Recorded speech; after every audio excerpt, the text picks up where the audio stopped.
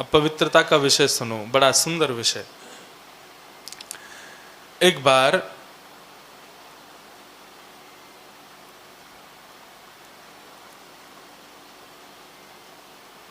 श्रीनाथ जी की सेवा में गोवर्धन में एक झाड़ू लगाने वाला एक व्यक्ति पूरे गिरिराज जी में झाड़ू लगाता था। उसके मन में सदैव भाव होता था कि मैं उच्च प्रजाति का नहीं हूं, उच्च कुल का नहीं हूं, मेरे कर्म इतने पवित्र नहीं है कि मैं गिरिराज जी पर चढ़कर के श्रीनाथ जी का दर्शन कर सकूं। रोज झाड़ू लगाता गिरिराज जी के परिसर में और मन में विचार करता कि हे प्रभु, हे श्रीनाथ जी, हे गोवर्धननाथ, हे गिरधरलाल, मुझे दर्शन कब होंगे आपके? मैं झाड़ू लगाने वाला हूं, मेरी इतनी योग्यता तो नहीं कि मुझे आपके दर्शन हो सके। लेकिन वो पूरे गिरिराज जी की परिक्रमा में झाड़ू लगाता लगाता और अंत में श्रीनाथ जी के मंदिर का दर्शन करता और शिखर का दर्शन करके, ध्वजा का दर्शन करके अपने मन को शांत करता था। बहुत ध्यान से सुनिएगा।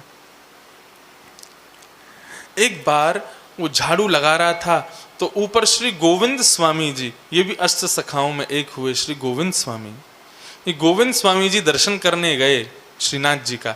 आज श्रीनाथ जी के मन में विचार हुआ कि आज मैंने सबको दर्शन दिए, आज हमारे गिरिराज जी के परिसर में झाड़ू लगाने वाले को दर्शन देना है। कैसे दें? तो उन्होंने पूरी लीला रची, बहुत सुंदर लीला है श्रीनाथ जी की। गोविंद स्वामी दर्शन करने के लिए आए तो गोविंद स्वामी जो थे, अष्ट सखाओं में सबसे ज्यादा भगवान किससे खुले थे? गोविंद स्वामी से खुले थे। इतना आपस में परस्पर प्रेम था कि मानो जैसे दोनों लंगोटिया यार हों। ठाकुर जी जब श्रृंगार करवाते थे गुसाई जी से अपना, तो श्रृंगार करते करते गोविंद स्वामी बाहर खड़े खड़े पद गाते थे। तो पद गाते गाते ठाकुर जी को मस्ती आती, क्या करूं? तो देखते मोती आदि पड़े हैं श्रृंगार के लिए, तो एक मोती उठाते, जैसे ही गुसाई जी नीचे के श्रृंगार में लगते तो ठाकुर जी मोती फेंक के मारते, गोविंद स्वामी के सिर पर लगता। गोविंद स्वामी बोले, अच्छा मानेगो ना? बोले, मैं ना मानूंगा, मैं तो ऐसे ही मारूंगा। बोले, रुक जा, तो मैं बताऊं। अब जो मोती उनको मारा, उसी मोती को पकड़ करके गोविंद स्वामी जैसे ही मारने की मुद्रा में आते, ठाकुर जी गुसाई, देख देख मुंह को मार रहा है। गुसाई जी कहते, गोविंद स्वामी ये दृष्टता करते हो, ठाकुर जी के ऊपर प्रहार करोगे? गोविंद स्वामी कहते, यार छोरा है, समझा लो अपने, ये मुंह को मारे तो कछु ना देखियो, कैसो माँ तो सूझ गयो मेरो, और मैं मारूं तो तुम्हें दिक्कत है। ऐसा प्रेम था गोविंद स्वामी और श्रीनाथ जी का। बंधु, आज भी ये अनुभव हो सकते हैं।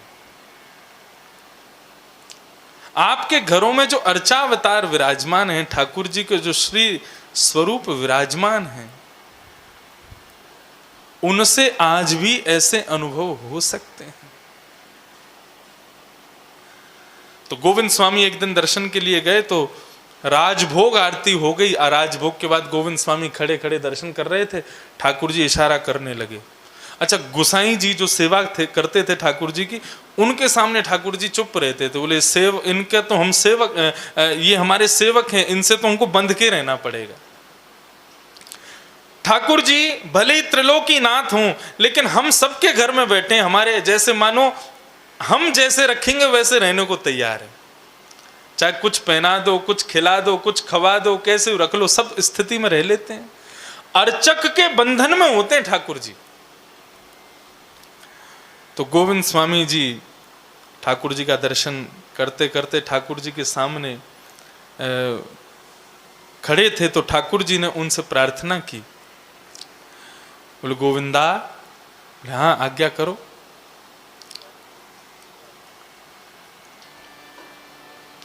जय हो।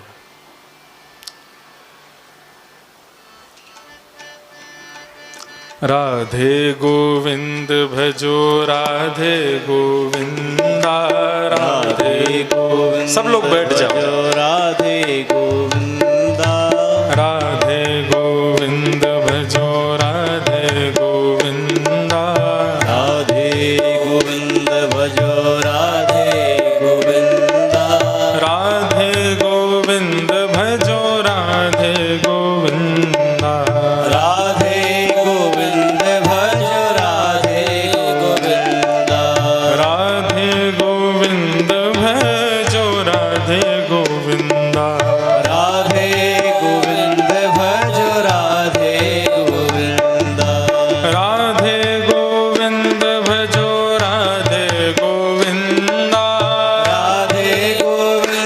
भजो राधे गोविंदा। राधे गोविंद भजो राधे गोविंदा। राधे गोविंद भजो राधे गोविंदा। राधे गोविंद भजो राधे गोविंदा।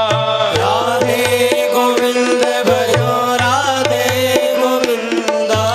राधे गोविंद भजो राधे गोविंदा। राधे गोविंद भजो राधे गोविंदा। राधे गोविंद भजो राधे गोविंदा। राधे गोविंद भजो राधे गोविंदा। राधे गोविंद भजो राधे गोविंदा। राधे गोविंद भजो राधे गोविंदा। राधे गोविंद भजो राधे गोविंदा। राधे गोविंद भजो राधे गोविंदा। राधे गोविंद भजो राधे गोविंदा। श्री वृंदावन बिहारी लाल की जय। परम सौभाग्य परम आनंद का विषय आज परम कृपा करके हम सबके मध्य में परम पूजनीय प्रातस्मरणीय हमारे पूज्य गुरुदेव पूज्य पिताजी महाराज का आगमन हुआ है। सुबह तो मैं जब आ रहा था तब मुझे जानकारी मिली कि आप आज शायद नहीं आ पाएंगे, लेकिन सहज भाव ही आपका आगमन हो गया। श्री साईं अम्मा की आज की ही इच्छा थी दर्शन की, तो आज ही आपका आगमन हुआ है। परम सौभाग्य। अब सब लोग अपने अपने स्थान पर बैठ जाएं, थोड़ी देर कथा प्रसंग हम श्रवण करें, तत्पश्चात फिर पूज्य पिताजी महाराज के भी थोड़े शब्द वचनामृत हम श्रवण करेंगे। तो शौचम, हम लोग पवित्रता पर बात कर रहे थे कि भगवत सेवा में बहुत ध्यान दिया जाता है अपरसता का। कई मंदिरों में अपरस की सेवा चलती है तो वहां पर आप पुजारी का स्पर्श ही नहीं कर सकते। क्यों? वो फिर नहाने जाएंगे, ठाकुर जी का स्पर्श नहीं कर सकते। लेकिन ठीक है, मैं किसी स्थान की कोई निंदा है या ऐसा कोई भाव नहीं है। अपरस होना चाहिए, अपरसता का भाव होना ही चाहिए, लेकिन अपरसता का भाव बाह्य नहीं आंतरिक होना चाहिए। बाहर से तो सब स्पर्श करो, लेकिन मेरे हृदय को श्याम सुंदर के अलावा कोई और स्पर्श ना करे, ये अपरसता का भाव होना चाहिए। हम क्या करते हैं, बाहर से तो सब दूर दूर दूर दूर, दूर रहो। और आजकल तो वैसे ही सब अपरस में ही रह रहे हैं। आजकल तो बहुत ही अपरस चल रहा है, पुजारियों को छोड़ो क्या, यहाँ तो सब लोग हम भी अपरस में रह रहे हैं। लेकिन जब कोरोना ठीक हो जाए उसके बाद की बात कहें, बाह्य अपरसता मत रखिएगा। कोई भी स्पर्श करे, कोई भी आपका स्पर्श करे, आपके पास आवे, कोई दिक्कत नहीं है, लेकिन हृदय का स्पर्श कोई संसार की मायावी वस्तु ना कर ले, इस अपरसता का ध्यान रखना। हमारे हृदय को मन का रतन रख, तान पूरा थोड़ा तेज कर दो। मन का रतन रख जतन से अनाड़ी। अरे अनाड़ी, ये मन रूपी रतन तेरे पास है, इसको खूब जतन से रखो, खूब ध्यान से रखो अपने पास। मन का रतन रख जतन से अनाड़ी। क्यों? यहाँ के चोरों की बस्ती है भारी, ज्ञानी लुटे गुमानी यहाँ पल में लुट जाए लाखों का डेरा। लाखों का नहीं, करोड़ों का डेरा। ये मन, इसका मूल्य लाख, सवा लाख, 2 लाख, ये करोड़ों का होगा।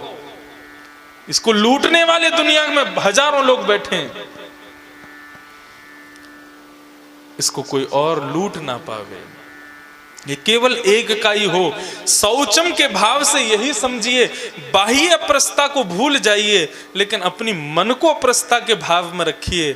जिस प्रकार मंदिर में पुजारी केवल ठाकुर जी का स्पर्श करता है, उसके अलावा कोई और स्पर्श करे तो पुनः स्नान के लिए जाता है, ऐसे ही हमारा हृदय का स्पर्श भी केवल बांके बिहारी करें, उसके अलावा यदि किसी ने भी इस हृदय को स्पर्श करने की कोशिश करे, तुरंत श्रीमद् भागवत रूपी गंगा में जाकर के डुबकी लगा लेना, स्नान कर लेना, किसी संत के सुंदर वचनामृत को सुन लेना, अपने मन को फिर से पवित्र कर देना, अपरसता में रहो।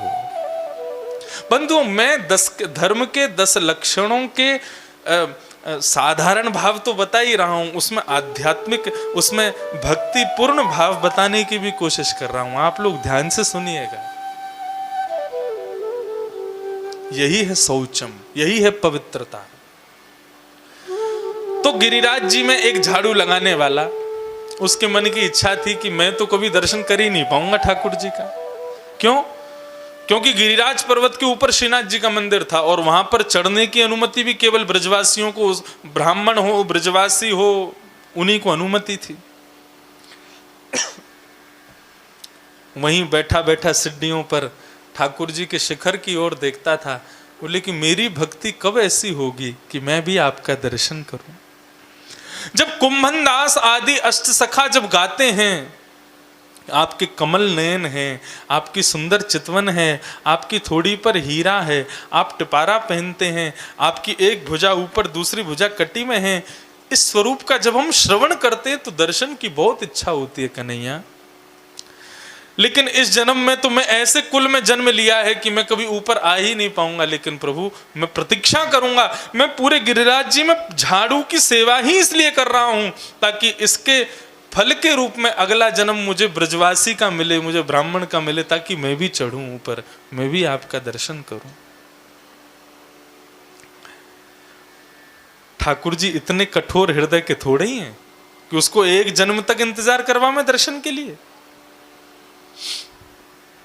गोविंद स्वामी ठाकुर जी का दर्शन करने के लिए आए तो जैसे ही गुसाई जी थोड़े इधर उधर हुए तो ठाकुर जी ने चुपके से इशारा किया, हे गोविंद सुन। बोले हाँ, आज मैंने राजभोग ना पायो। गोविंद स्वामी बोले क्यों ना पायो? बोले मेरी दाल बाटी खावे की इच्छा है रही है। गोविंद स्वामी बोले कल बताते तो मैं दाल बाटी सिद्ध करके लिया। तो बोले मंदिर में ना खानो। बोले कहाँ खाओगे? बोले तेरे कदम खंडी में आके खाऊंगो। कदम्ब के नीचे बैठ के बढ़िया गरम गरम बाटी निकाल के घी में बोर के अपने हाथन समूह को पवैयो। गोविंद स्वामी धीरे से बोले गुसाई जी को पतो चल गई तो? बोले नहीं पतो चलेगी, पीछे की खिड़की ते कूद के आ जाऊंगा मैं।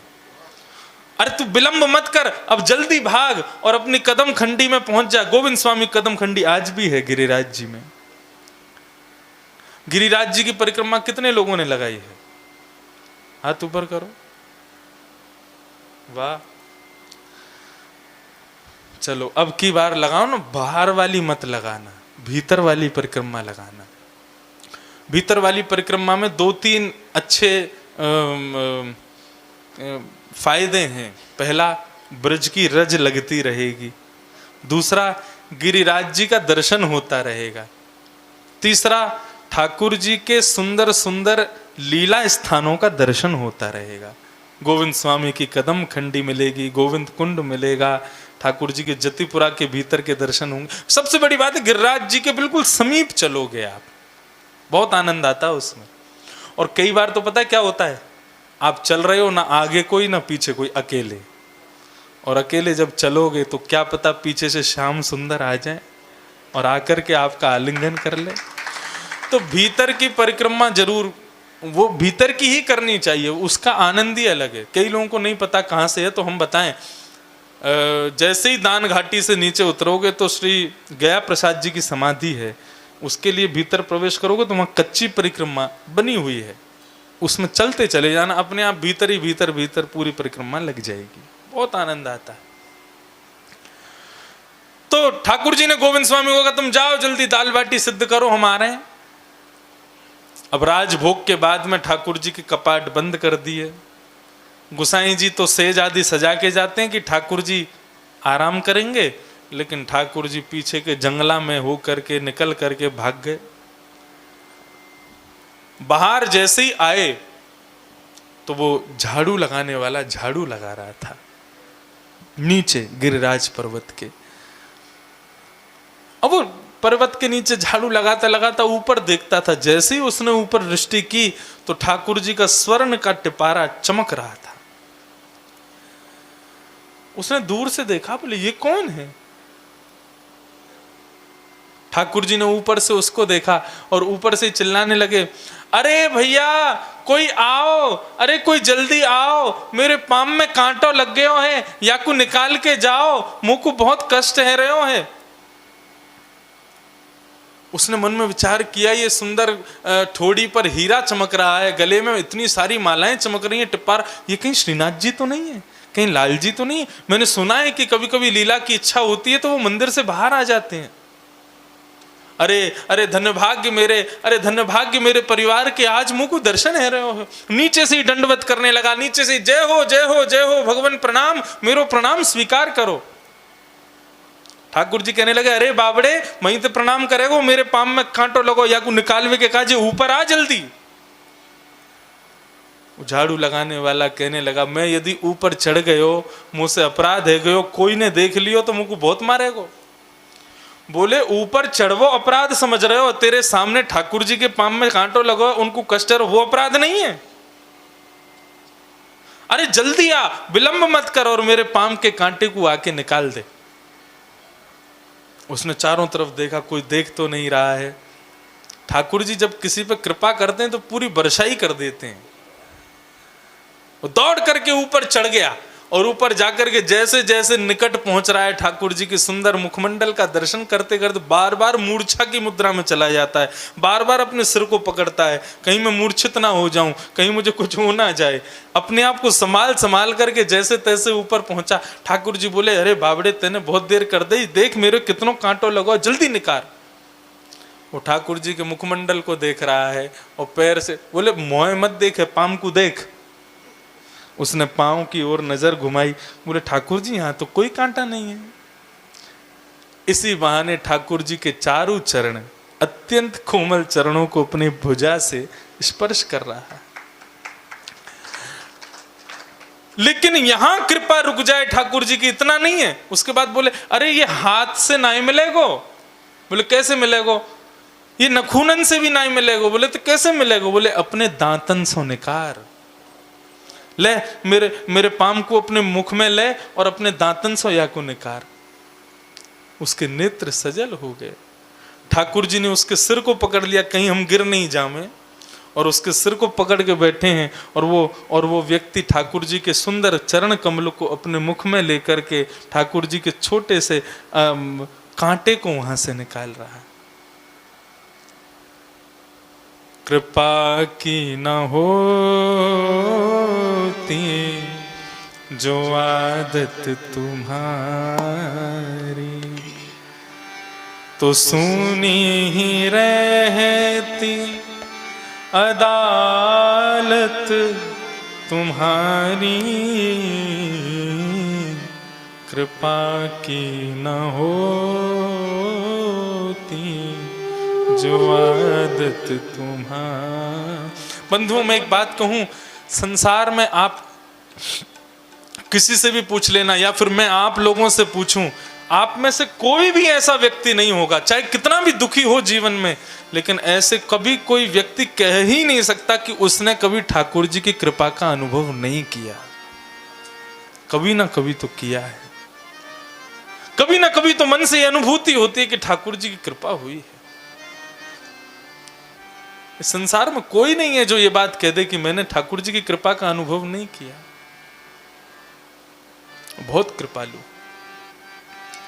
और यही कृपा नहीं रुकी ठाकुर जी की, अब उससे कहने लगे, बोले चल अब रोनो धोनो बंद कर, तेने मुख देख लियो ना। बोले ठाकुर जी आप बहुत सुंदर हैं, आपके सुंदर मुखमंडल को देख करके आनंद दे रहे हो है।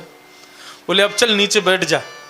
बोले क्यों? बोले मैं तेरे कंधा पे बैठूंगो, मुंह से चलो ना जा रो, और मुंह को कंधा पे बिठा करके ले चल गोविंद स्वामी की कदम खंडी, और वहां दाल बाटी खाऊंगो।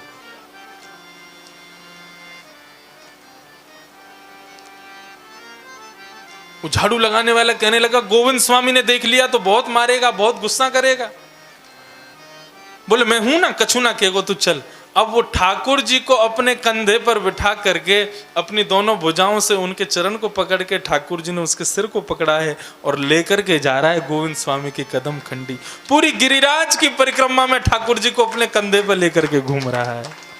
ये ज्यादा पुरानी चर्चा नहीं है, ज्यादा से ज्यादा 400, 450, 500 वर्ष पहले की बात है। ठाकुर जी को जैसे ही गोविंद स्वामी की कदम खंडी आने लगी, ठाकुर जी बोले अब रुक जा, अब मुंह को यहीं उतार दे और तू या पेड़ के पीछे छुप जाइयो, गोविंद स्वामी देखेगो तो नाराज हो जाएगो। ठाकुर जी को उतार करके और वो तो छुप गया, ठाकुर जी चले गए भीतर। गोविंद स्वामी के यहाँ बैठ करके ठाकुर जी ने बढ़िया दाल बाटी अरोगी। जब ठाकुर जी का पेट भर गया तो ठाकुर जी को याद आई कि हमारो सारथी वो भी बेचारो भूखो है, क्या करें। अरे गोविंदा आज तो बहुत भूख लग रही है, और बाटी सेक। बोले लाल जी आपकी खुराक जितनी ही बस ज्यादा तो खा चुके आप। बोले ना मुंह को तो और लग रही है, और लाओ। गोविंद स्वामी फिर से अरे प्रेम ते पाओ, पा पा करके जैसे ही पत्तल में रखते जाएं, पत्तल में रख के नेक पीछे मुड़े, घी उठावे के काज जैसे ही देखें तो खत्म। बोले कहाँ गई सबरी बाटी? बोले खा गो, इतनी जल्दी? बोले और नहीं, नेक से तुम्हारो मुखमंडल, इतनी बड़ी बड़ी बाटी तुम खा कैसे रहे हो? बोले खानो कैसे खायो जाए या से तू को मतलब ना होना चाहिए, तू बस खवा मुंह को। ठाकुर जी कर क्या रहे थे? जैसे ही गोविंद स्वामी पीछे होते ना, ठाकुर जी सारी बाटी अपनी जेब में धर लेते। वो झाड़ू लगाने वाला भी बैठा है, उसको खिला देंगे। भरते भरते भरते ठाकुर जी की जेब फूल गई, भर गई। जैसे ही ठाकुर जी उठे तो अभी तक तो साधारण दिख ही रहे थे, लेकिन अब उनकी जेब फूलने से जो उनका पीताम्बरी थी वो और चौड़ गई। गोविंद स्वामी बोले ये आपको रूप कैसे बदल गए, पीताम्बरी इतनी बड़ी बड़ी कैसे लग रही है? ठाकुर जी बोले कछु ना। अरे दिखाइयो दिखाइयो। जैसे ही जेब देखी तो सारी बाटी जेब में रखी थी। गोविंद स्वामी बोले कौन के काजे ले जा रहे हो? ठाकुर जी बोले अब कहा बताएं कौन के काजे ले जा रहे हैं? बोले है एक हमारो चेला वा के काजे ले जा रहे हैं। कौन सा चेला? मुझको बताओ, तुमको मेरी सौगंधे सही से बताइयो। तभी ठाकुर जी ने बताया, देख वो पेड़ के पीछे बैठो है, वो है। गोविंद स्वामी बोले राम राम राम राम राम। झाड़ू लगाने वाला? अरे याकू तो गिरिराज पर्वत पे चढ़ने को भी अधिकार ना है, और तुम याके यही की गोद में बैठ के आए होंगे, ये क्योंकि तुम पे तो चलो जाए ना इतना, तुम तो मान आलसी हो। तोड़ के धने गए तो महू भैंसा पे बैठ के गए, यही की गोद में बैठ के आए होंगे। बोले अरे अब अरे तुम तो विचार ही ना करो, शुद्धता को अशुद्धता को नेक भी विचार ना करो। बोले अरे गोविंद स्वामी वो भले ही शरीर से अपवित्र होगा लेकिन उसका मन बहुत पवित्र है, मुझे शरीर की पवित्रता नहीं चाहिए गोविंदा, मुझको तो हृदय की पवित्रता चाहिए। तो शौच यानी कि शौचम में जो पवित्रता का भाव है, बाह्य पवित्रता एक बार को ना हो लेकिन अपनी आंतरिक पवित्रता पर ध्यान दो। इसके बाद की कथा आती है ऐसी कि ठाकुर जी से गोविंद स्वामी ने कहा अब तुम गिरिराज पर्वत पे बाद में चढ़ोगे, पहले गोविंद कुंड में नहाओगे। ठाकुर जी बोले अरे जाड़ेन के दिन है भैया, गोविंद कुंड में मत नहावे, हमको सर्दी लग जाएगी। तो गोविंद स्वामी बोले अच्छा ठीक है नहाओ मत, आचमन कर लो। ठाकुर जी बोले हाँ आचमन कर लेंगे। अब जैसे ही ठाकुर जी आचमन करने गए, गोविंद स्वामी पीछे से दौड़ के गए, ठाकुर जी को धक्का दे दिया गोविंद कुंड में, बोले नहाओ। और ठाकुर जी गोविंद कुंड में पड़े भये, बोले गोविंदा तो को देखूंगा मैं। ऐसी लीला ठाकुर जी की। तो शौचम यानी कि बाह्य पवित्रता का विशेष, ठीक है बाह्य पवित्रता भी होनी चाहिए, क्योंकि शुद्धौ च वसते लक्ष्मी, वहां लक्ष्मी का निवास है, शुद्ध रहना चाहिए, लेकिन बहुत विशेष ध्यान रखो कि मन पवित्र नहीं, मन अपरस में रहे, उसका कोई और स्पर्श ना करे। और यदि पता लग रहा है कि किसी और ने मन का स्पर्श किया है, तुरंत उसको शुद्ध करने के लिए सत्संग रूपी गंगा में डुबकी लगा लो। शौचम। और उसके बाद जो लक्षण है वो है इंद्रिय निग्रहम। इंद्रिय निग्रहम मतलब